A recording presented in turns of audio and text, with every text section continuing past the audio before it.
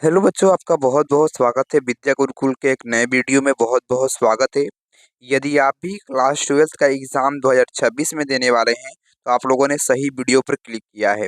इस वीडियो में हम लोग बात करने वाले हैं आप लोग के 2026 के एग्ज़ाम के लिए औसत 30 महत्वपूर्ण ऑब्जेक्टिव प्रश्न जो आप लोग के परीक्षा में सीधे लड़ने वाला है। तो सभी लोग इस वीडियो को अंत तक ज़रूर देखेंगे ताकि आपका बहुत ही बेहतर से बेहतर अंक प्राप्त हो सके। तो पहला नंबर सवाल आपके सामने आ चुका है और जिन बच्चों को इसका पूरा पीडीएफ चाहिए होगा वो क्या करेंगे, तो 81 025 82 सत्तावन पर आप लोग क्या करेंगे, व्हाट्सएप पर मैसेज करेंगे। आपको पूरा पीडीएफ मतलब व्हाट्सएप ग्रुप लिंक भेज दिया जाएगा और वहां पर आपको सभी पीडीएफ मिल जाएगा।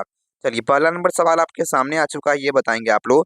बाल कृष्ण भट्ट की रचना बातचीत क्या है, ये बताइएगा। राइट आंसर क्या होगा आपका? तो बाल कृष्ण भट्ट की जो रचना बातचीत है यह है ललित निबंध। ऑप्शन नंबर आपका डी करेक्ट होने वाला है। ललित निबंध है, ऑप्शन नंबर डी करेक्ट होगा।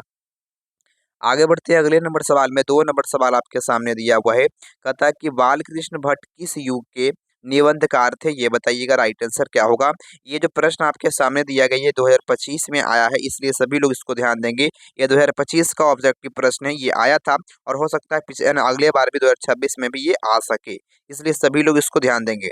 तो राइट आंसर आपका होने वाला ऑप्शन नंबर बी करेक्ट होने वाला है। भारतेंदु युग के कवि थे, याद रखेंगे आप लोग, करेक्ट होगा। आगे बढ़ते हैं अगले नंबर सवाल में। 3 नंबर सवाल आपके सामने आ चुका है, ये बताएंगे आप लोग। कहता है कि मनुष्य की बातचीत का उत्तम तरीका क्या होता है? तो मनुष्य की बातचीत का जो सबसे उत्तम और सबसे व्यवहारिक तरीका है उसको हम लोग बोलते हैं कि अवाक होकर अपने से बातचीत करना, ये सबसे अच्छा तरीका है, याद रखिएगा। ऑप्शन नंबर डी करेक्ट होने वाला है। मतलब इसका मतलब यह है कि खुद से बात करना सबसे उत्तम तरीका है बातचीत का।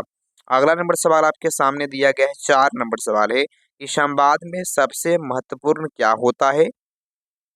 तो संवाद में सबसे जो महत्वपूर्ण होता है वो क्या बोलिएगा, तो आत्मीयता होता है। ऑप्शन नंबर आपका सी करेक्ट होने वाला है। आत्मीयता होता है, याद रखेंगे आप लोग। और आप सभी लोग कमेंट में बताइएगा, आप सभी को हम लोग 30 प्रश्न भी कराने वाले हैं और आप सभी लोग कमेंट में बताइएगा कि आप लोग के कितने प्रश्न आप लोग के कुल सही हुए हैं, ठीक है। और आप लोग अपने मन में लगाते चलेंगे क्योंकि आप लोग को ये बहुत ही ज्यादा महत्वपूर्ण प्रश्न बता रहे हैं, रिपीटेड प्रश्न है। 5 नंबर सवाल है कि बालकृष्ण भट्ट का जन्म हुआ था, ये बताइएगा आप लोग। तो बालकृष्ण भट्ट का जो जन्म है, याद रखेंगे, बी नंबर ऑप्शन आपका करेक्ट होने वाला है। 29 जून 1844 को हुआ था। बी नंबर ऑप्शन आपका करेक्ट होगा। आगे बढ़ते हैं, 6 नंबर सवाल आपके सामने दिया हुआ है। 6 नंबर सवाल है कि संयोगिता स्वयंवर रचना है, बताइए आप लोग। तो संयोगिता स्वयंवर जो है वो किसकी रचना है? तो आप सभी लोग याद रखिएगा, ऑप्शन नंबर आपका सी करेक्ट होने वाला है। श्रीनिवास दास की रचना है, ऑप्शन सी करेक्ट होगा। आगे बढ़ते हैं अगले नंबर सवाल में। 7 नंबर सवाल आपके सामने है कि कौन सी रचना बालकृष्ण भट्ट की नहीं है? तो कौन सी रचना बालकृष्ण भट्ट की नहीं है?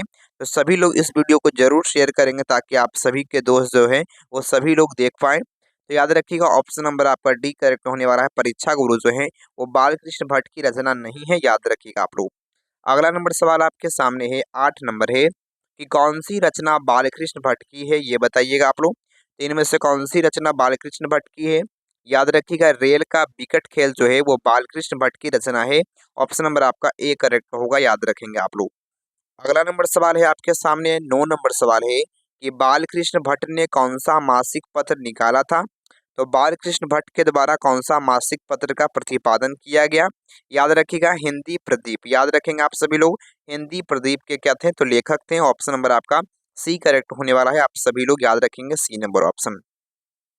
अगला नंबर सवाल आपके सामने आ चुका है, 10 नंबर सवाल आपके सामने आ चुका है। कहता है बातचीत किस विधा की रचना है, ये बताएंगे आप लोग। तो बातचीत जो है वो क्या है? तो आप सभी को भी बताए थे कि ये ललित निबंध है, इसलिए ऑप्शन नंबर आपका डी करेक्ट होने वाला है। ये निबंध है एक प्रकार का, याद रखेंगे आप लोग। अगला नंबर सवाल आपके सामने है, 11 नंबर सवाल आपके सामने आ चुका है। 11 नंबर सवाल कहता है, ध्यान से सभी लोग सुनेंगे। 11 नंबर कहता है कि रॉबिन्सन क्रूसो ने 16 वर्ष के उपरांत किसके मुख से एक बात सुनी थी?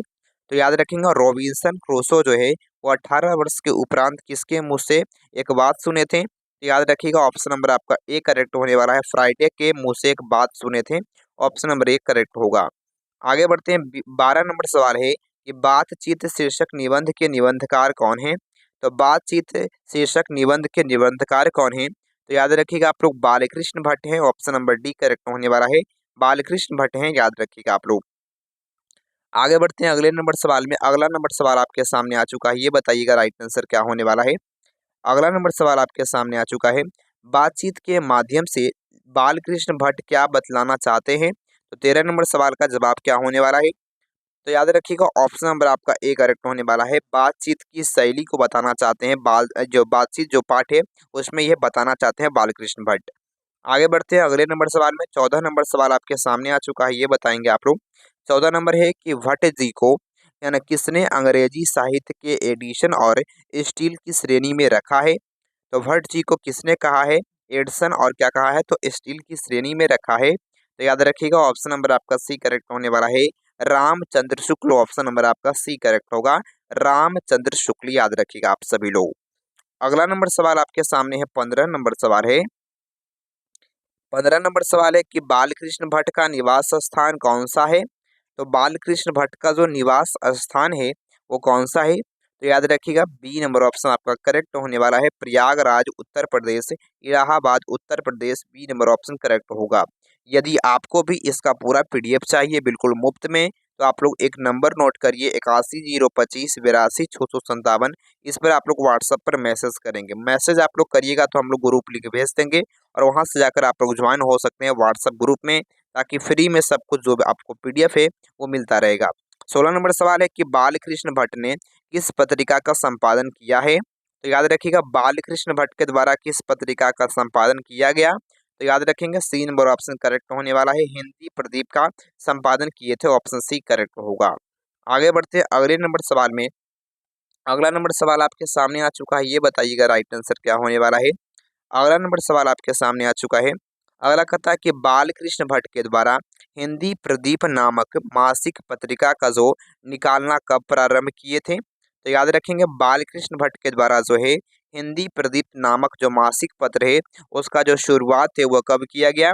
तो 1877 मतलब 1877 में शुरू किए थे हिंदी प्रदीप को निकालना। ये क्या था, तो मासिक पत्र था। ये भी आपसे प्रश्न पूछा जा सकता है। आगे बढ़ते हैं। 18 नंबर सवाल है कि कौन सी रचना बालकृष्ण भट्ट के द्वारा रचित नहीं है। तो इनमें से कौन सी रचना बालकृष्ण भट्ट की नहीं है। याद रखिएगा मेघदूतम जो है ये बालकृष्ण भट्ट की नहीं है। ऑप्शन नंबर आपका सी करेक्ट होने वाला है। सी नंबर ऑप्शन करेक्ट होगा। आगे बढ़ते हैं अगले नंबर सवाल में। 19 नंबर है कि कौन सा उपन्यास बालकृष्ण भट्ट के द्वारा रचित नहीं है। यहाँ पर उपन्यास से याद रखेंगे, तो कौन सा उपन्यास बालकृष्ण भट्ट के द्वारा लिखा हुआ नहीं है।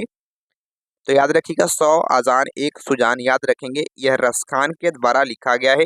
यह रसखान के द्वारा लिखा गया है, याद रखिएगा आप सभी लोग। और ऑप्शन नंबर आपका सी करेक्ट होगा। आगे बढ़ते हैं 20 नंबर सवाल आपके सामने आ चुका है, ये बताइएगा राइट आंसर क्या होने वाला है। अगला नंबर सवाल है कि नाटक के प्रारंभ में होने वाले मंगल पाठ को क्या कहा जाता है। तो नाटक के प्रारंभ में जो मंगल पाठ होता है उसे क्या कहा जाता है। याद रखिएगा आप लोग नादी पाठ, ऑप्शन नंबर आपका बी करेक्ट होने वाला है। नादी पाठ कहा जाता है। आगे बढ़ते हैं अगले नंबर सवाल में। अगला नंबर सवाल आपके सामने आ चुका है, ये बताइएगा आप लोग। कहता है कि 21 नंबर है कि रॉबिन्सन क्रूसो को कब तक मनुष्य का मुख देखने को नहीं मिला था। तो 21 नंबर सवाल का राइट आंसर क्या होने वाला है, ये बताइए आप लोग। राइट आंसर आपका होने वाला है, आप लोग अपने मन में लगाते चलेंगे क्योंकि ये 2026 में एकदम जरूर इसमें से आप लोग को हम लोग 30 प्रश्न बताएंगे। इसमें से 5% जो 5 जो प्रश्न होंगे वो 100% आपके परीक्षा में लड़ने वाला है, इसलिए सभी लोग इस वीडियो को अंत तक जरूर देखेंगे। अगला नंबर सवाल आपके सामने आ चुका है, 22 नंबर है कि बोलने से ही मनुष्य के रूप का साक्षात्कार होता है, यह किसने कहा था। तो बोलने से मनुष्य के रूप का जो साक्षात्कार होता है, आशा जो है याद रखेंगे आप लोग बेन जॉनसन के द्वारा कहा गया था। ऑप्शन नंबर बी करेक्ट होने वाला है, बेन जॉनसन के द्वारा कहा गया था। आगे बढ़ते हैं अगले नंबर सवाल में। 23 नंबर सवाल है कि असल बातचीत सिर्फ दो व्यक्तियों में ही हो सकती है, यह किसका मत था, ये बताइएगा आप लोग। तो असल बातचीत जो है याद रखेंगे आप लोग, असल जो बातचीत है वो केवल क्या होगा, दो व्यक्तियों में हो सकता है। ऐसा किसके द्वारा कहा गया था। तो आप लोग याद रखिएगा एडिसन के द्वारा कहा गया था कि असल बातचीत जो है वो दो लोगों के बीच होती है। और अच्छी बातचीत आपसे यह भी प्रश्न पूछता है, अच्छी बातचीत जो है वो किसके बीच होता है। है ना। तो अच्छी अच्छी बातचीत जो है वो किसके बीच होता है, तो खुद स्वयं से होता है अच्छी बातचीत, ठीक है। चलिए 24 नंबर है कि एडिशन के अनुसार असल बातचीत कितने लोगों के बीच हो सकता है। तो याद रखिएगा आप लोग क्या होगा, तो असल बातचीत जो है दो व्यक्तियों के बीच क्या हो सकता है असल बातचीत। ऑप्शन नंबर आपका ए करेक्ट होने वाला है, दो व्यक्तियों के बीच, याद रखिएगा। आपको हम बता दें बच्चों, आप सभी लोग कहेंगे कि ये सबसे सभी जो क्वेश्चन है वो चैप्टर 1 के हैं। तो चैप्टर 1 के हम लोग ऐसे वीवीआई ऑब्जेक्टिव प्रश्न लेकर आए हैं जो आपके 2021 से 2025 तक जितने भी प्रश्न पूछे गए हैं, ये सभी इतने प्रश्न पूछे हैं। इतने प्रश्न आप लोग के 2021 से 24 तक में पूछे हैं, इसलिए आप लोग के लिए हम लोग लाए हैं। और भी प्रश्न इससे होगा। चलिए अगला नंबर सवाल है कि बातचीत से मन किस प्रकार का हो जाता है। तो बातचीत से मन किस प्रकार का हो जाता है ये बताइएगा, राइट आंसर क्या होगा आपका। तो आप लोग याद रखिएगा सी नंबर ऑप्शन करेक्ट होने वाला है, हल्का और साफ हो जाता है, स्वच्छ हो जाता है। मतलब किसी व्यक्ति को आप बता दीजिएगा, मतलब अच्छा अपना बात को, अपने दिल के बात को कह दीजिएगा तो हल्का थोड़ा सा महसूस होता है, ठीक है। चलिए अगला नंबर सवाल आपसे आता है 26 नंबर सवाल है कि किसके ना होने से सृष्टि गूंगी प्रतीत होती, ये बताइए आप लोग क्या होगा। तो किसके न होने से सृष्टि जो है वो गूंगा, मतलब क्या होता सर, है ना। एक कल्पना आप लोग करके देख सकते हैं कि जब कोई नहीं बोलता तो कैसे जीवन यापन होता, ठीक है। लेकिन अभी मतलब ये जो सबसे बड़ी जो शक्ति है वो क्या होती है, तो जीवन की सबसे बड़ी जो शक्ति है वो वाक शक्ति है, याद रखिएगा वाक शक्ति है, तभी ये क्या है, सृष्टि गूंगी प्रतीत नहीं हो रही, नहीं तो गूंगी प्रतीत होती, ठीक है। चलिए आगे बढ़ते हैं। अगला नंबर सवाल है 24 नंबर सवाल है, आर्ट ऑफ कन्वेंशन जो है, कन्वेंशन कहाँ के लोगों में सर्वाधिक प्रचलित है। तो आर्ट ऑफ कन्वेंशन जो है मतलब बातचीत करने का बेहतरीन तरीका जो है वो कहाँ के लोगों में सबसे अधिक पाया जाता है। तो अफ्रीका के लोगों में, भारत के लोगों में, यूरोप के लोगों में, ये कनाडा के लोगों में। तो आप सभी लोग याद रखिएगा ये सबसे जो बातचीत करने का जो तरीका है वो सबसे अच्छा किसका है, तो यूरोप के लोगों का। ऑप्शन नंबर आपका ए करेक्ट होने वाला है, यूरोप के लोगों का। आगे बढ़ते हैं 28 नंबर सवाल आपके सामने आ चुका है। 28 नंबर का था कि बालकृष्ण भट्ट किस काल के रचनाकार हैं। तो बालकृष्ण भट्ट जो है वो किस काल के रचनाकार हैं।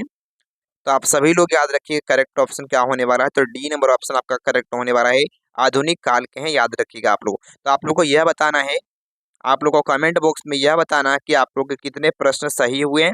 आप लोग के कितने प्रश्न, 30 प्रश्न में से आप लोग के कितने प्रश्न सही हुए ये बताएंगे आप लोग को। और आपको हम दे देते हैं नीचे में व्हाट्सअप ग्रुप लिंक का, ये है ना व्हाट्सअप ग्रुप लिंक का, हम लोग व्हाट्सअप व्हाट्सअप ग्रुप लिंक लगा देते हैं नीचे डिस्क्रिप्शन में, आप लोग को लगा दिए हैं। सभी लोग जाकर ज्वाइन हो सकते हैं।